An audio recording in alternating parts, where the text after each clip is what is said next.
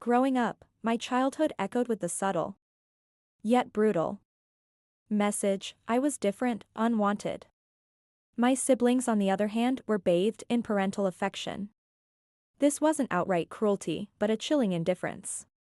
They provided the bare necessities. But affection, encouragement, and even simple acknowledgement were luxuries reserved for my brother and sister. I learned to be invisible, to shrink into the shadows. A silent observer in my own home. But invisibility breeds a strange kind of strength. I became a keen observer, absorbing knowledge like a sponge. I poured my energy into academics, into honing skills my parents deemed irrelevant. I learned coding, built intricate robots, and devoured books on finance and business. My room, once a symbol of my isolation, became a workshop of my silent rebellion.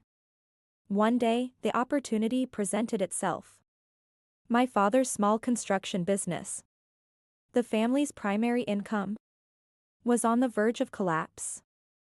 A major contract fell through, and creditors were circling. My siblings, always reliant on parental solutions, offered only panicked platitudes. I, however, had been watching.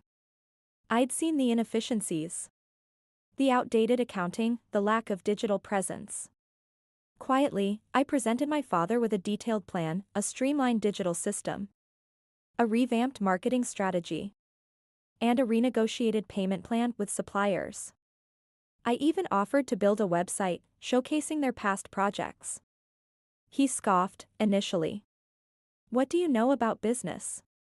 He sneered, but desperation gnawed at him. Reluctantly, he agreed to a trial run. Within weeks, the results were undeniable. The new website generated leads. The streamlined system cut costs. And the renegotiated payments bought them time. The business, once on the edge, began to thrive. My mother, initially dismissive, watched with astonishment. The same hands she'd once deemed clumsy were now the ones rescuing the family's livelihood. The same mind she'd ignored was now the source of their salvation.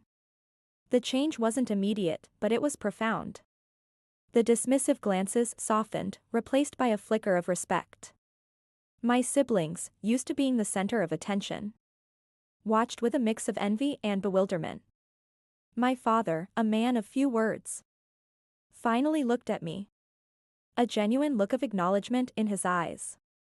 He didn't say, "I'm sorry," or "I was wrong." He simply said, "Thank you." It was enough. The respect I craved wasn't about power or dominance. It was about being seen, acknowledged, and valued. I didn't flip a script through anger, but through the quiet, relentless pursuit of my own potential. I earned their respect not by demanding it, but by demonstrating my worth. The shift was a gradual thawing. A slow recognition that the outcast had become the cornerstone. My siblings were still loved, but I was now respected, valued, and, perhaps, even admired. And in the end, perhaps, that was enough.